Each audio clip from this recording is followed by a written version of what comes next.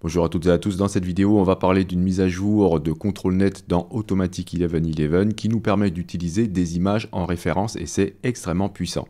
Par exemple, vous avez un portrait, vous souhaitez changer son expression faciale, et bien avec ça, ça sera extrêmement facile à faire et en plus on va continuer à reconnaître la personne. Ce qui nous permettra par la même occasion de lui faire changer de pose et ou de vêtements. Donc la première chose à faire, et bien sûr, c'est de mettre à jour ControlNet. Il vous faut une version supérieure à celle que j'ai ici. Donc comment faire? Vous allez dans Extensions, cliquez sur Check for Updates. Et quand vous voyez une encoche bleue, surtout au niveau de ControlNet, bien sûr, il faut déjà l'avoir installé pour pouvoir voir ça. Si ce n'est pas le cas, je vous invite à regarder cette vidéo. Donc si vous avez l'encoche, c'est qu'il faut mettre à jour. C'est le cas ici pour ControlNet.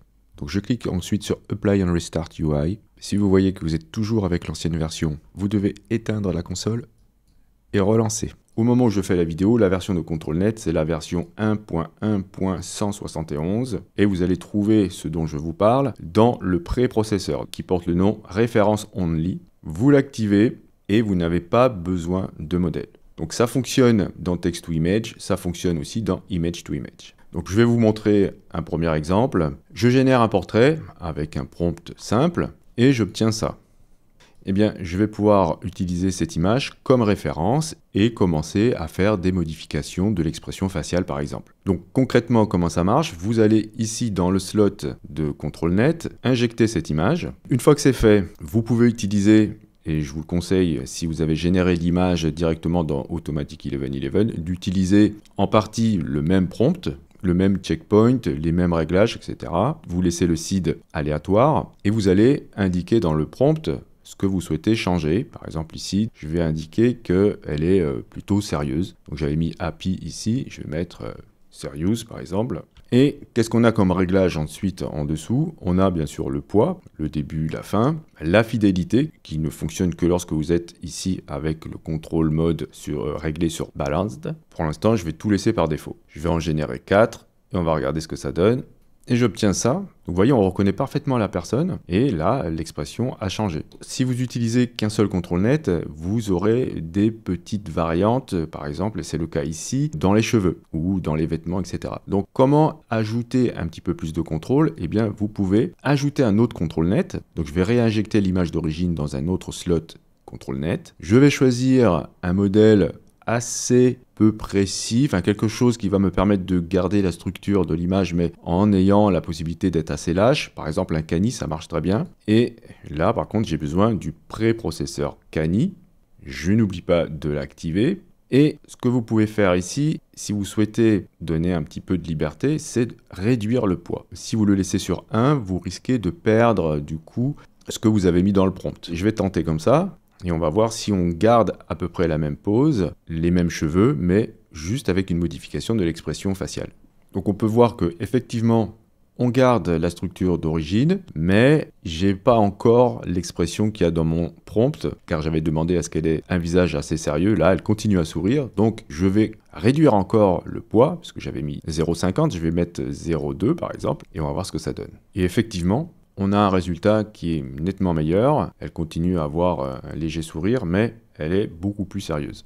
La pose est sensiblement la même, mais la coupe de cheveux a un petit peu changé, ce qui est normal. Donc ça veut dire qu'on va pouvoir utiliser plusieurs ControlNet avec référence only, ce qui nous permet d'avoir encore plus de contrôle. Alors, qu'est-ce qu'on peut faire aussi? Eh bien, admettons que je souhaite changer la pose cette fois-ci. Et là, je ne vais pas utiliser une image que j'ai générée dans Automatic 1111, mais je vais utiliser cette image-là que j'ai générée dans Midjourney. L'intérêt du coup c'est de pouvoir utiliser la puissance de Midjourney et du coup on va pouvoir profiter du contrôle qu'on a dans Automatic 1111 pour modifier par exemple la pose. Et je vais me servir de cette image là uniquement pour la pose. J'ai fait exprès de faire un rendu d'un homme et non pas d'une femme, car on pourrait se dire ok, mais comme c'est une femme, ça sera plus simple d'avoir un rendu qui va s'approcher du modèle de départ. Donc avec un homme, on est sûr que du coup, ce ne sera pas le cas. Donc là, je vais utiliser cette fois-ci dans mon deuxième ControlNet, non pas un Cani, mais Open Pose, et je vais utiliser open pose normal,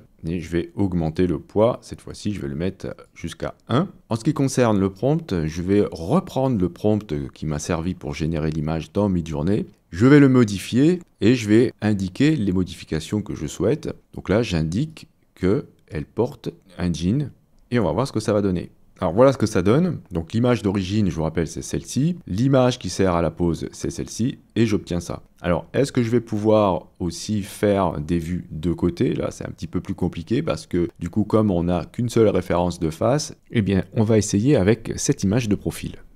Au niveau de la pose générale, c'est pas mal. Au niveau du visage, c'est un petit peu plus compliqué parce que forcément, la référence d'origine, c'est quelqu'un de face et ça manque d'informations. Il faudra parfois passer du coup ensuite dans InPaint pour refaire le visage. Donc je vous rappelle comment on fait. Vous allez envoyer l'image que vous préférez dans InPaint, par exemple celle-ci. Vous masquez que le visage. Vous allez choisir la taille juste pour la partie que vous modifiez. Je vais cliquer ici pour dire que c'est uniquement la partie masquée. Je peux augmenter légèrement les steps et je peux réduire le denoising pour garder quand même la structure d'origine de l'image. Là, pas besoin de contrôle net, mais attention, il faut modifier quand même le prompt. Donc je vais juste simplifier le prompt, je ne vais pas indiquer ses habits ni rien du tout, et je vais juste travailler avec ça. Voici un résultat intéressant. On a amélioré le visage et il reste encore reconnaissable. Alors voyons voir maintenant si on ne peut pas, du coup, en changeant le checkpoint, donner un style un peu cartoon ou dessin à une référence. Pour cela, je vais choisir le modèle Rev Animate et je vais utiliser cette image comme référence. C'est une image, encore une fois, qui a été générée dans Midjourney. Mais bon, vous pouvez utiliser ce que vous voulez. Donc voici ce que j'obtiens comme résultat et on peut voir que ça ressemble énormément au modèle de référence. C'est la même personne mais avec un style dessin puisque j'ai utilisé un checkpoint qui a été entraîné à faire ce type de rendu. Alors par contre, la pose est différente, les habits sont différents, etc. Alors est-ce qu'on pourrait pas avoir encore plus de contrôle comme on a fait tout à l'heure avec un Canny mais avec ce type de rendu? Voici ce que j'obtiens. La pose est un petit peu mieux respectée et franchement, le style est complètement différent. Mais on reconnaît parfaitement le modèle d'origine, c'est absolument génial. Je me suis raté sur le rapport largeur sur hauteur de l'image, ce qui fait que le visage est un petit peu allongé, mais bon, le principe reste le même, c'est très proche de l'original. Alors bien sûr, vous pourrez aussi, par exemple, faire des changements de couleur de cheveux. Si je reviens dans un style photo, en partant toujours avec cette même référence, je peux dire que maintenant elle a les cheveux marrons, et voilà ce que j'obtiens. Bien, alors maintenant, est-ce que ça fonctionne avec les objets et est-ce que c'est intéressant? La réponse est oui. Alors je vais utiliser un rendu extrêmement simple. Ce vase en terre cuite, j'aimerais qu'il change de couleur, qu'il devienne bleu.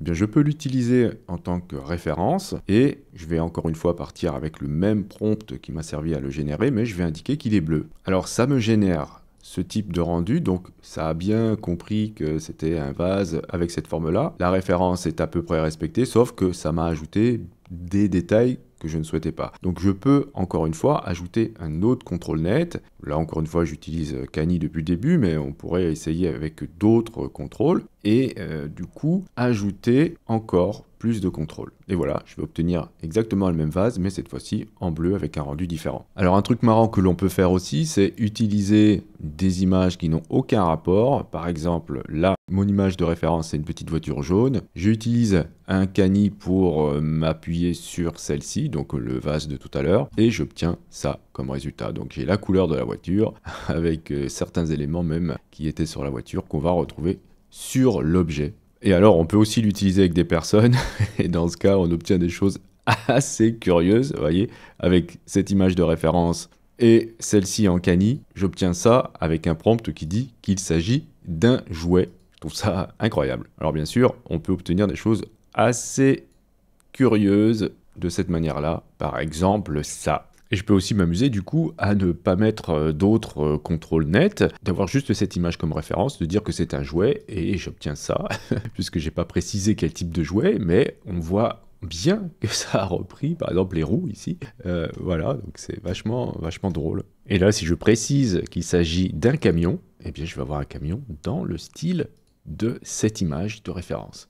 C'est hyper puissant et c'est, je veux dire, les possibilités sont complètement infinies. Donc voilà un petit échantillon de ce qu'on va pouvoir faire avec référence only. Il y a énormément de choses qu'on va pouvoir faire. Je vous laisse imaginer. Et en tout cas, on a beaucoup plus de contrôle encore. Je vous remercie d'avoir suivi cette vidéo. Si vous avez des questions, n'hésitez pas à le faire dans les commentaires. Si vous souhaitez soutenir cette chaîne, c'est hyper important que vous cliquiez sur j'aime. Si vous n'êtes pas abonné et que vous souhaitez le faire, vous pouvez cliquer sur abonnez-vous. N'oubliez pas la petite clochette pour être averti des prochains tutos. Et justement, on se dit à la prochaine pour un autre tuto.